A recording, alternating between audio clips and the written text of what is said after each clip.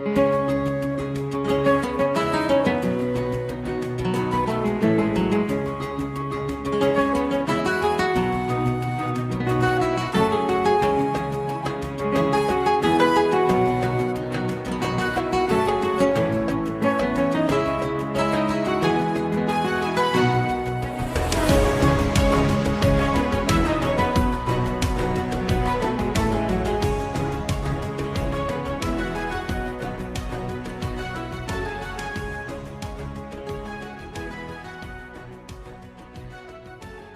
and welcome to today's episode of A Slice of Medieval.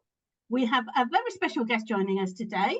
Derek and I are going to be talking with author Danielle Burton about her new book, Anthony Woodville, Sophisticator Schema. You may have noticed that Derek and I both have an interest in Anthony Woodville and the Woodvilles at large, so we've been really looking forward to this episode. Danielle Burton has a keen interest in the Wars of the Roses from a very young age, including being a member of the Richard III Society since the age of 9. Wow! She has presented aspects of her research into the life of Anthony Woodville at various academic conferences and works in the heritage sector. So welcome this morning, Danny, to A Slice of Medieval. Thank you for having me. Thank you very much for joining us. Like I said, Derek and I are both fans of Anthony Woodville, but what drew you to his story? So as you've kind of alluded to, I've been a member of the Richard III Society for 20 years this year, so I've kind of known about him through how his life ends and his connections with Richard III in that respect. But kind of to delve deeper into him, it all started about 9 years ago. When we took a visit to Pontefract Castle, me and my family. We probably hadn't been since I was very young, and I just said, can we, go in the, whilst we'd had a bit of time. And that is where Anthony sadly was executed in 1483. And there wasn't actually any information at all about what happened to him there at all. So I kind of asked the people that worked there, do you know anything at all? Even if it was a case of whereabouts he might have been held in the castle, what conditions he might have been held in, anything to do with his time there. And they just looked at me very blankly and said, we don't actually know who you're on about. So it kind of all started from there, really, because I was a little bit like, wait, hang on, this quite momentous event that led to Richard III becoming king, and you don't know anything about it. It kind of, like I said, kind of knowing that background already, it kind of in my head confused things a little bit as to why would nobody know about what had happened. So that kind of kick-started the whole researching into, well, why wouldn't people know? And then I kind of found out more about Anthony's life before his execution, and it kind of snowballed from there, really. Yeah. And this is your first book, isn't it? Yes, it is. Yes, so it's my debut book. Oh, yeah, well done. It's very good. It is very good, very good, I have to say. I'm really enjoying reading it. I've only got about 50 pages left to read now. It's very good, so well done. Good, thank you. I mean, Anthony Woodville is, as you say, he's a bit of a mystery to most people, I think. People have heard of Elizabeth, his sister, but if you asked anybody, even people who are interested in history, and I suspect even those who have an interest in the period, most people probably wouldn't be able to tell you more than the one thing that you mentioned at the start, really. So obviously, one of the things that's said about Anthony is that he rose to prominence in Edward's reign, Edward IV's reign, because he was the brother of Edward's new wife, Elizabeth Woodville. But do you think he was the kind of guy who would have risen to prominence anyway, or was it solely down to that marriage? I think it's a little bit of both, actually, because Anthony was very much I think the reason why people don't know too much about him is that even though he is now the brother-in-law of Edward IV, he's not bothered in a lot of the political wranglings which other people are at this period. He's not bothered about necessarily being Edward's right-hand man, although to be honest, he is obviously still within his circle. He's not that kind of politically ambitious person necessarily, but actually he was competent. So I think probably a bit more of his personality would have got in there, but not necessarily to the heights that you might expect he would have had, with Elizabeth's marriage to Edward. So I think there's a little bit of both there, that perhaps he would have possibly raised further than when the Woodville family start off, but not necessarily, within that inner circle of Edward IV without that marriage. Was he married to, was it Elizabeth Scales he married? Yes, Was he that was married his to first her one. before the royal marriage or after, or? Yes, so the usual thing that's kind of thrown at the Woodvilles is obviously they are a massive family, and obviously on Elizabeth's marriage, that means that they all have to have quite prominent marriages as well, and that's usually a thing that's thrown at the Woodvilles for being quite scheming, which to a certain extent is kind of right. They do end up making quite advantageous marriages, but actually for Anthony himself, we do know that he was definitely married to Elizabeth Scales prior to Elizabeth's marriage to Edward. So actually that one thing that's usually thrown at them, you definitely can't throw at Anthony, is he'd already been married by that point.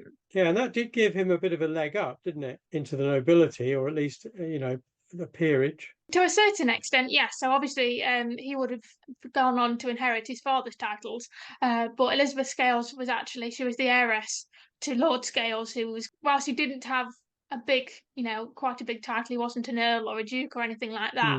He was actually quite a wealthy landowner. So obviously in this time period, as soon as Anthony marries Elizabeth Scales, he inherits her title. So of course there is that as well going on.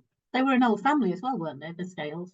Yes. Seem to remember their name throughout the generations, so it would have been it would have been a good marriage. Although he was only a baron, it was still an old baronage. Yes, it was, and we do know that the Scales and the Woodvilles, even before Elizabeth and Anthony's marriage, they were actually quite friendly as well. They were fighting in the 100 Years' War. They also fought in the Cage Rebellion together, so they do have the family connections as well. So there is quite a few different reasons why that marriage would have been made.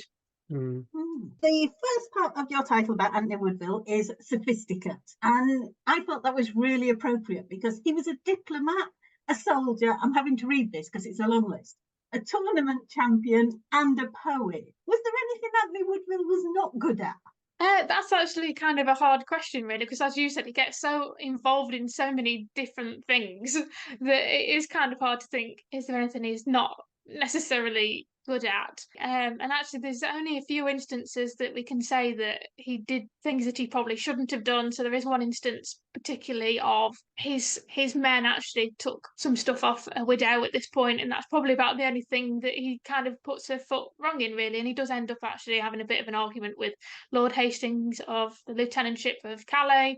So there is a few things like that where perhaps, like us all, we all make a few mistakes. So it's not exactly like he's a perfect human being, but actually in general he seems to be quite able at lots of different things at this period, which is actually quite unusual, that you kind of at this period you kind of pigeonhole men into one camp or the other in terms of military skill, or maybe they are a little bit more of a man of letters at this point, which is starting to develop that idea. But actually Auntie somehow manages to bridge the gap there very, very easily, actually, compared to possibly some of his peers. I would suggest that one thing he's not very good at is politics, in that he doesn't see the axe coming, shall we say. He's maybe a bit too trusting. Yes, I suppose there is that as well, because as I said, the fact that he's not necessarily bothered too much about that aspect of it, he probably doesn't quite understand that other people really are into all of, the goings on behind the scenes politically, in terms of a bit of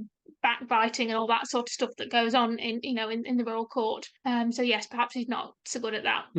I suppose he's had 13 years since 1471. He'd had 12 years of England being at relative peace. George Duke of Clarence had been executed, so he was out of the way, and he was the main schemer. So he probably just didn't see it coming. You know what I mean? Didn't expect there to be, because Edward V had been recognised throughout as Edward IV's heir, when he was Prince of Wales. So Anthony Woodville probably thought there might be a little bit of elbow shoving trying to get prominence, but he probably just didn't see that anyone would think of taking the throne from Edward V. Yeah, I think the other thing is the suddenness of Edward IV's death. And I think nobody had all their ducks in a row, basically, because they weren't ready for it. And therefore, you get people doing things you wouldn't necessarily have expected them to do. So I don't think we can blame him too much for not seeing things coming, because nobody else did either. No. And I do wonder if, because he was out of the way at Ludlow, he didn't see the undercurrents that were happening in London and Midland, like with Hastings writing to Richard and things like that. He was out of the way. He didn't know what deals were being made under the table. Yeah, I'm not sure that many deals were being made, to be honest. I think it's all smoke and mirrors, apart from Hastings and Dorset being an idiot.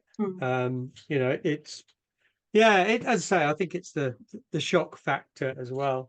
So what were his best qualities then? What if you were assessing the man, what do you think everyone should know about him, I guess, really? I think really the whole point is, like we kind of alluded to, that actually he did have a loyalty, which was to some extent quite unusual at this period, because everybody's swapping and changing during the Wars of the Roses. There's very much a sense of are you Yorkist 1 minute and are you Lancastrian the next? Whereas, of course, obviously the Woodvilles did do that straight at the start when Edward IV became king, because as soon as he became king, they kind of left the Lancastrian side and they were Yorkists for the rest of that period. But actually, he does have a loyalty, and he's very much once he's in one camp, that's it. We kind of think, oh, it's a familial loyalty, particularly with the Woodvilles, and of course the future Edward V is part Woodville. But actually it's not just that, really. I think he's very much thinking what's going to be best for England's future at this point, because obviously we've had how many decades of war.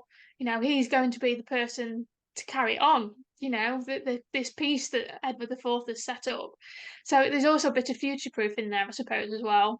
But actually I think really, for me, we all have this idea of what a medieval knight really was, which probably doesn't live up to our fantasy ideas of what that is. But I think in a weird way, Anthony Woodville pretty much is that idea of what we've got. Somebody who is kind of fully immersed in all of the chivalric code, who is pretty much probably also involved in, all the poetry and stuff that goes along with that.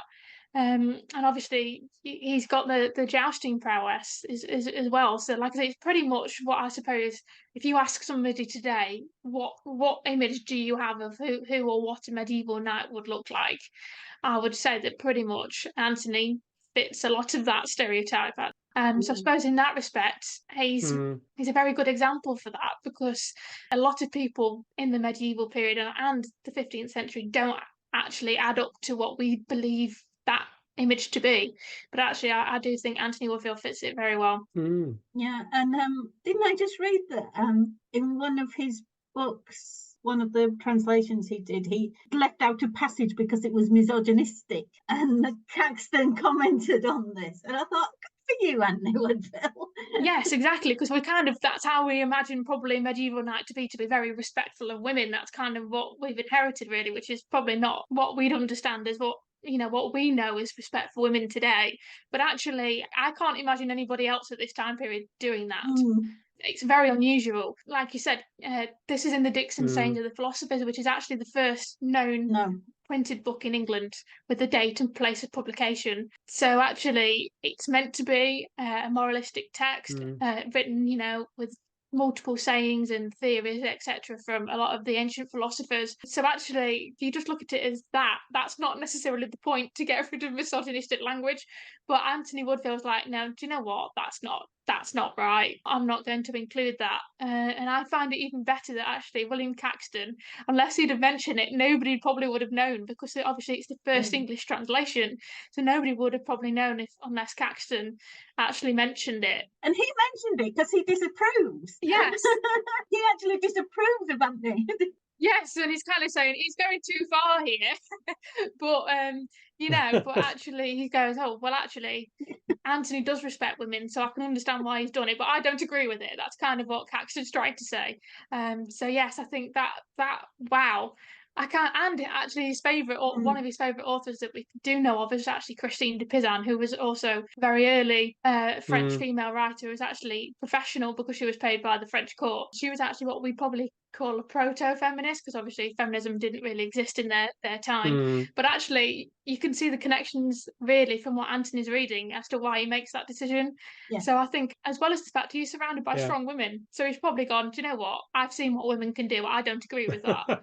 So I think there's quite a few different aspects of that. He's quite his own man as well, isn't he, really? Because I was quite amused that he went off on a pilgrimage just after Edward had sort of restored control, and Edward wasn't very happy about it. I don't think. It's sort of, what are you doing? Where are you going? We've just sorted it out, you know. Yeah, so actually it was that point, it was not quite a pilgrimage, he was asking to go on crusade, which again is completely not what's going on at this time period. That's a much earlier medieval concept. But yes, of course, the timing of it was really probably not good at all, because obviously Edward's only just been restored after being brought back from exile, and he's very much, Anthony's like, no, do you know what, I'm more bothered about my religious stuff here. Can I go and fight the Saracens? And obviously it's probably one of the only times that Edward called him a coward, which is actually kind of also says more about Edward, I think, because Anthony's been there with him in exile, helped him to regain his throne. He's been there fighting alongside him to do that. And then, yeah, again, he's probably not so good at knowing how well to time things either. But, you know, he's saying, look, I'm my own man here. I want to go and do this. It's for my religious benefits, you know. But we don't actually know 100% whether he did or he didn't go off and do it. Because we do know that the Paston letters say that John Paston was asked to go with Anthony and he was making preparations, but we don't have any evidence to say yes, he did or no, he didn't, other than the fact if he did go, that was around autumn 1471, and by the spring of 1472 he was out fighting in Brittany. That's right. May have been diverted if he did set off, he didn't get there.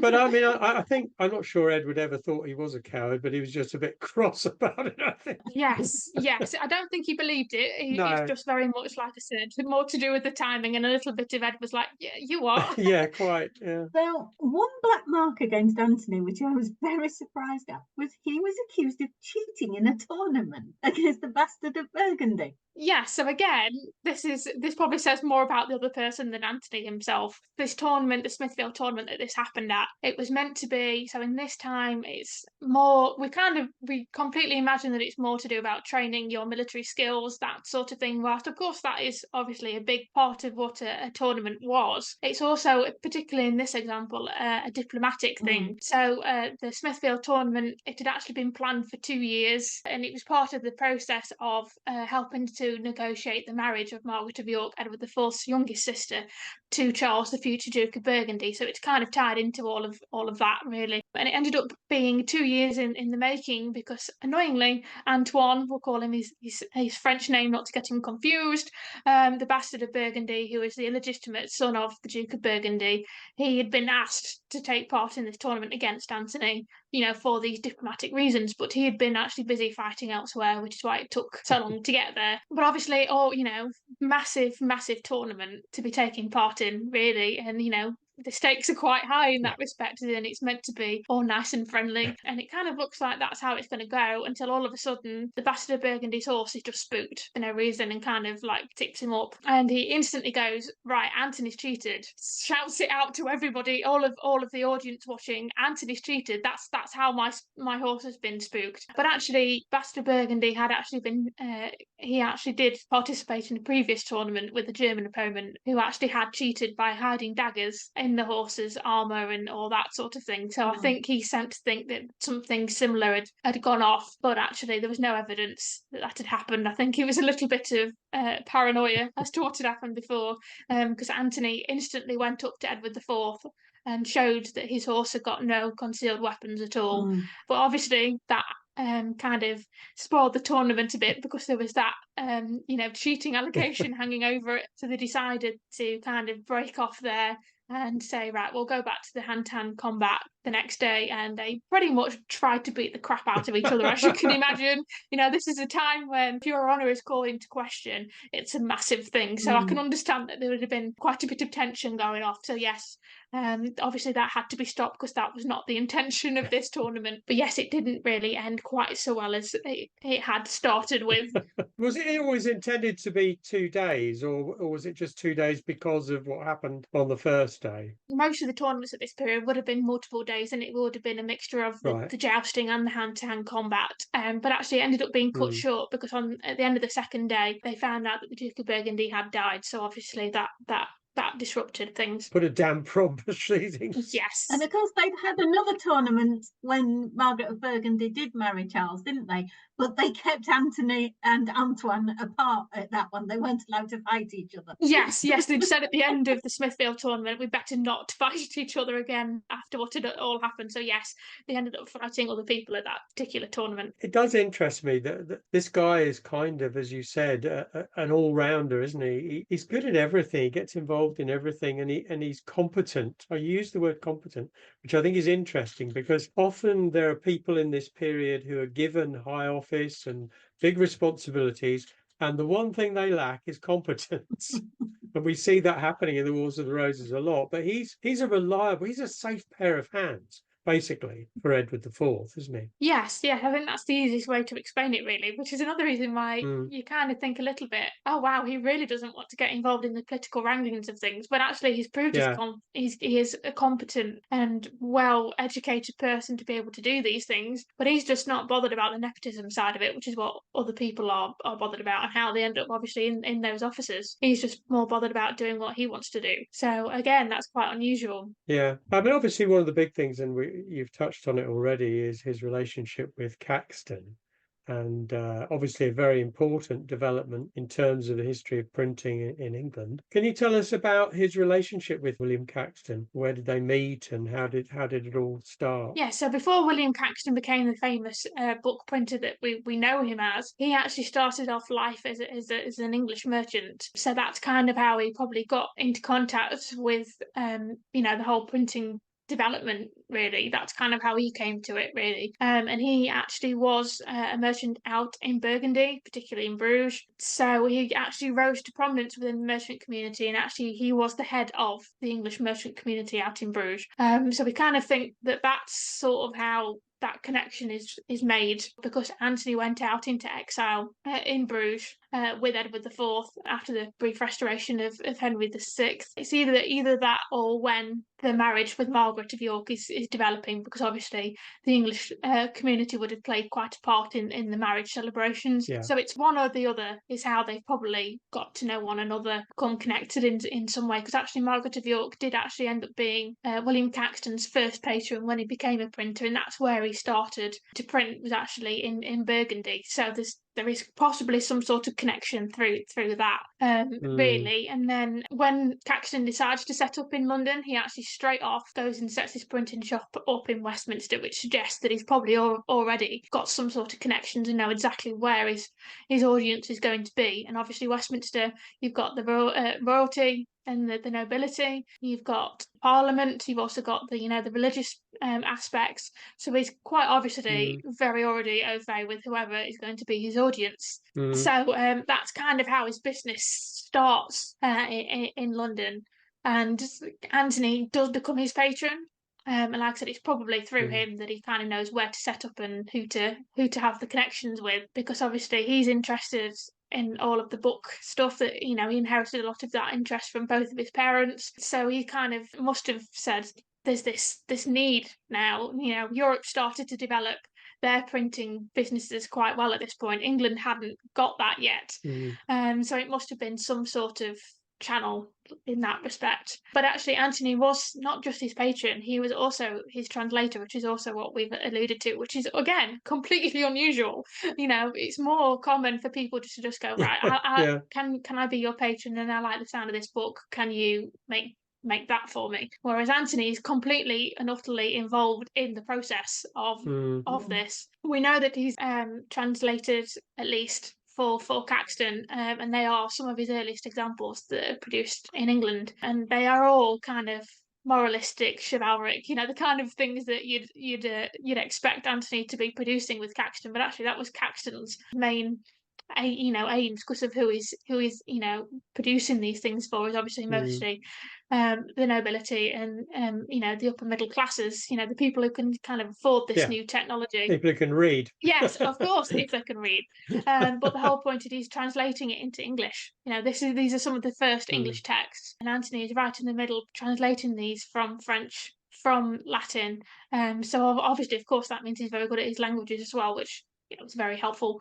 It's difficult now to get a sense of the impact of printed books and pamphlets and so on, isn't it? Because it's such an obvious part of the world for us. It's difficult to grasp how it would have been received by the courtiers and other people in Westminster, the ability to be able to read multiple copies of this particular piece of work. Yeah, so it's also hard to know because not a lot of examples survive actually either. So it is even more difficult to understand how people thought and felt about these things. Was not something that was recorded necessarily. So again, it's hard to kind of judge from our point of view just how big a thing it probably was, really. Yeah. But we do know that, particularly when we know that Edward IV is growing his own library at this point, mainly through his connections that he's made in his exile, because they stayed with Louis Lord de Courtheuse, who was the Duke of Burgundy's representative in Bruges, and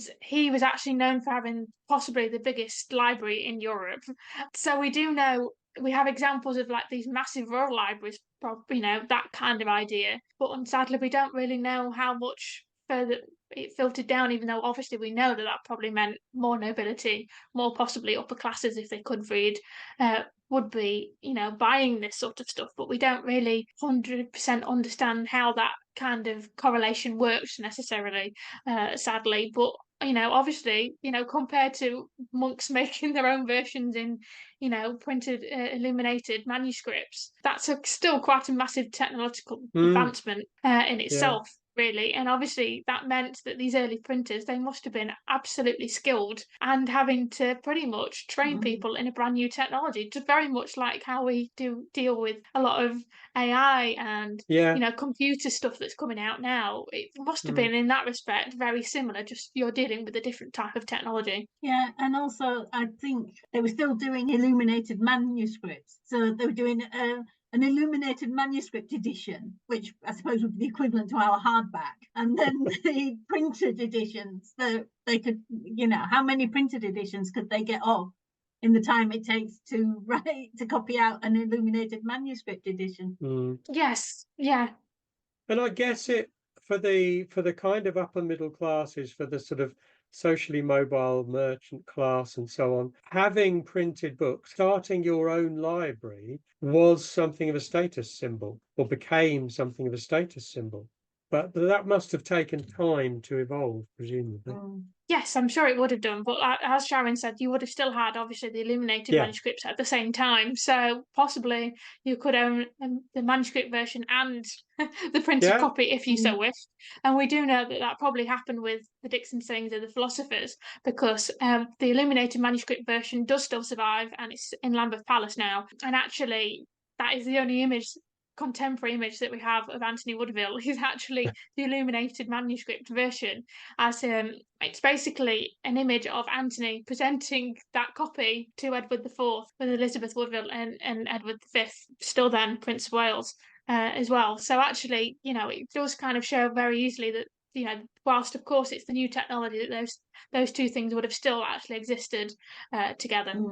Quite a good way, in a sense, for him to be remembered, to be represented. Yeah, it's appropriate for him, isn't it? Yeah. Yes. Another side effect of the William Caxton's printing press was that Anthony Woodville actually commissioned books to help with the education of the Prince of Wales. And Anthony, of course, was in charge. He was the guardian or the governor of the Prince of Wales? Governor. Governor is the official title, yeah. How much influence did he have on the future Edward V? Yeah, so as you've alluded to, there was kind of a bit of a cycle going off there that he's obviously the patron of William Caxton, but actually a lot of these texts are going to be used for the education of the future king. And we do know definitely that that happened, as the history of Troy, that is actually specifically dedicated to the education of the Prince of Wales. So we do know that obviously that connection would have influenced the educational side of this young prince. But in general, Anthony Woodville would have had quite an influence over how this young Prince Edward would have grown up, because Edward IV drew up quite a long 11-point list of rules as to how his young son would grow up. What kind of environment he would be living in. And actually, Anthony Woodville is the only named person in that list. So it's very much obvious from that Edward IV is going, I completely and utterly trust Anthony to carry out all of these rules. The bit that I find the most intriguing, but also slightly most hilarious part of this, is the fact that Edward IV is pretty much saying his young son should grow up in a religious, moral way. He should not be surrounded by people that pretty much do the things that Edward IV partakes in. So, like, no womanizing, no bad language, no mass drinking, all that sort of stuff that we all know Edward IV did partake in. So I think it's very much like, I know I'm not the person to look after my own son, but actually Anthony Woodville's probably the best person to leave, my son in the hands of. So I think that actually says quite a lot, that Edward IV himself is going, he has to grow up in a way that means that he's an all-rounder, because it's at that time, although we understand that more of a Renaissance humanist style education, we now understand that more to come in with the Tudors. But actually, Anthony Woodville is right at the forefront of that. So actually having access to all of the things that Caxton is producing is going to be a huge help to that.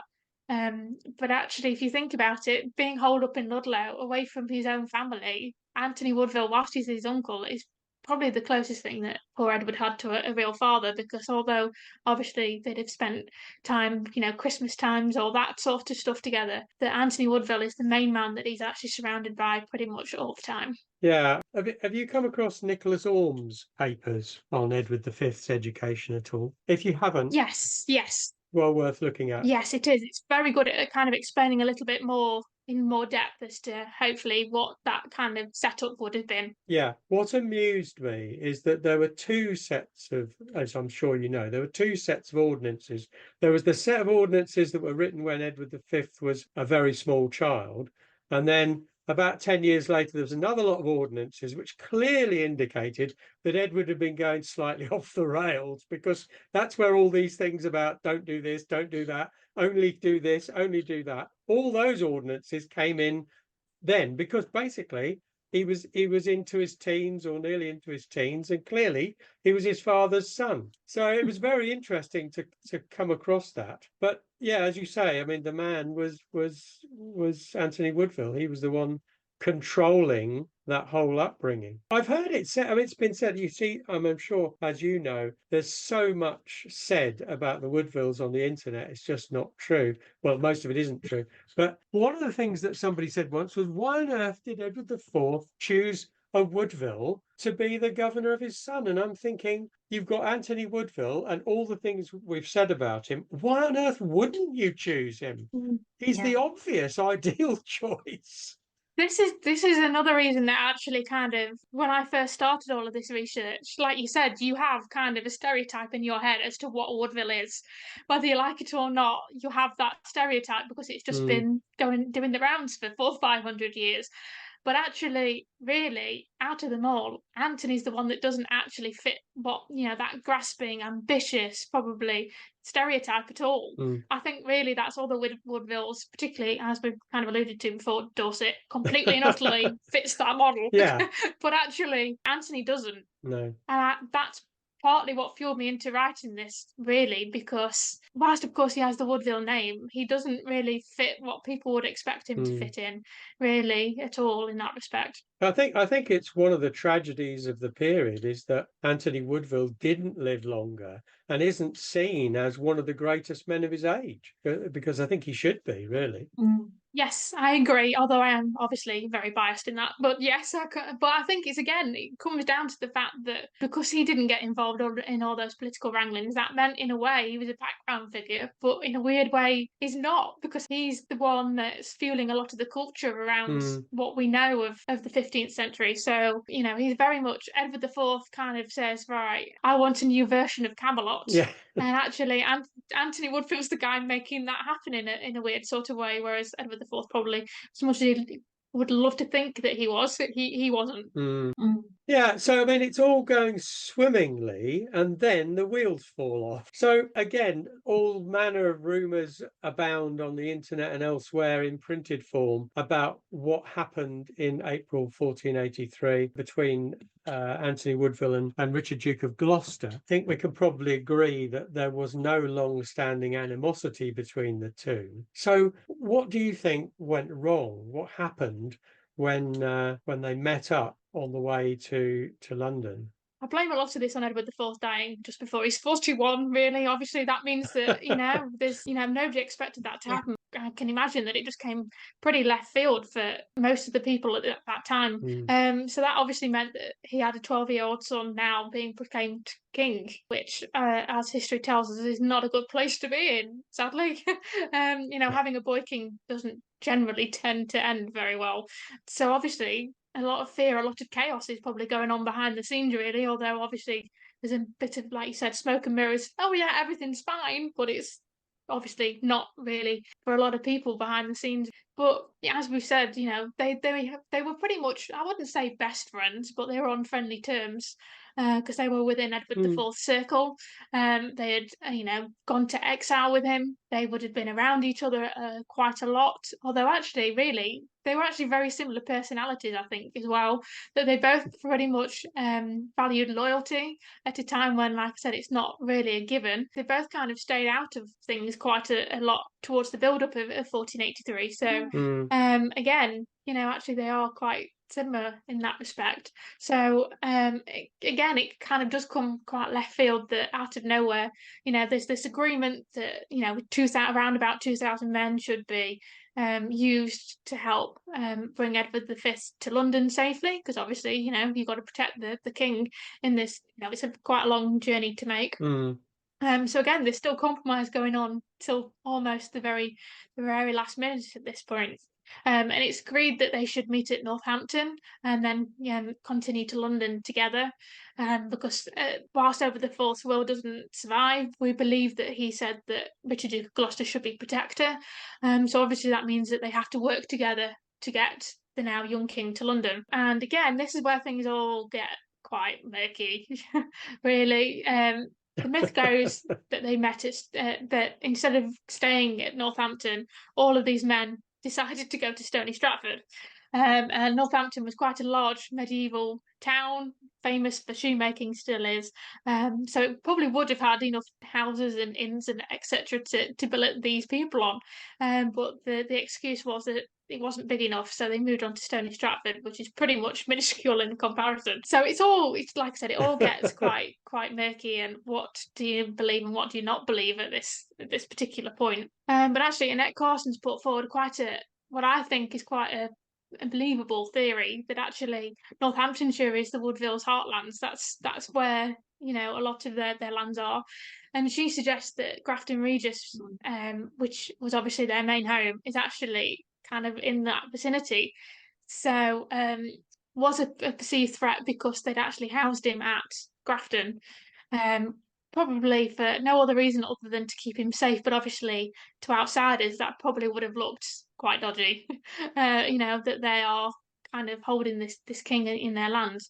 But actually Anthony did what he was asked to do. He actually did meet Richard at Northampton, probably alone, if not with his older nephew, Richard Grey, who was one of Elizabeth Woodville's sons from her first marriage. And they met as friends. So again, even at that point, there is no question that everything's still going all right at this point. Then the next morning, Anthony, as well as Richard Grey and Thomas Vaughan, who was the young Prince's Chamberlain, they were all arrested, saying, personally, I think what's changed is there's a lot of people, spreading rumours And, in a time of fear, there's a gap of information going off. Things like that can quickly snowball. And I think that's pretty much what happened, that there are some people, other people, particularly Hastings and the Duke of Buckingham, who are all going, right, here is our chance to kind of either consolidate what we already had or get somewhere when we haven't before, because it's a new regime. Like I said, everything's been put into chaos.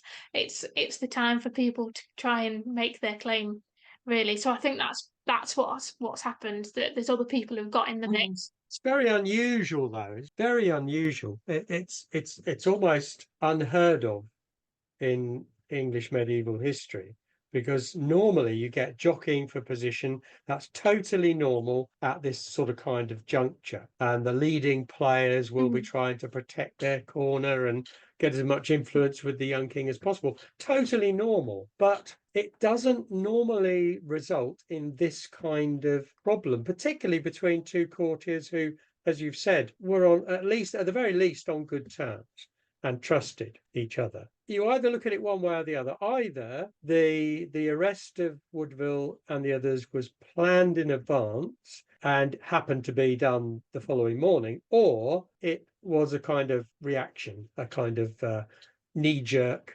There's no other way it can. It's either one of those. Yeah. So which of those two do you think it falls into, probably? Personally, I think more of the knee-jerk reaction, because, like I said, there's no evidence to suggest that there was any planning. It does seem to be very much off the cuff, and kind of the thing that changed at that point was the arrival of the Duke of Buckingham. Between that, they met his friends and, the arrests. And he's one of the people that is very much at this time trying to get up the ladder, because Edward IV gave him nothing. He didn't actually trust him, which again is very much like, well, why would you if he has actually intervened in anything? But yes, I think there is also, there's this discussion of, was there or wasn't there a Woodville plot at this point? And again, you could say one way or the other, there is or there isn't, because it's, like I said, everything's so really quite complicated at this particular juncture. But if there was, I think it was very much possibly other Woodvilles, Dorset, that were more likely to have had the means and the opportunity and the personality to have done it. So actually, I do think it's probably more of a reaction, and sadly, Anthony Woodville was the one there to get, compared to others. And obviously, at this point, if there was one, I don't think that he would have necessarily known about it, because, as we said, he was pretty much in the bubble in Ludlow, away from things. And again, he's already proved in a way that he's not involved in anything, because why, if there was a Woodville plot, would you go to Richard without any guards? Exactly. Yeah. Or he'd just press on to London and get there first and get the boy crowned before Richard could do anything. Yeah, exactly. The last thing you'd do if you were plotting to ensure Edward was your king is to stop and go and talk to someone who you might regard as a major rival. It doesn't make any sense at all. I think you're right that Buckingham's involved. I think Hastings wasn't there. No. Hastings had merely lit the fuse, basically. He was still in London. But the arrival of Buckingham, and you're right, Edward IV had given Buckingham nothing. Edward IV was a fantastic judge of people. So given that he'd given Buckingham nothing, that tells us, that shouts from the rooftops for me about what Buckingham was like. And I mentioned before the word competent, and that's not a word I'd apply to Buckingham. No. Chocolate teapot I might apply to Buckingham. But so I think, I'm sure you've got a point there that Buckingham's arrival is significant.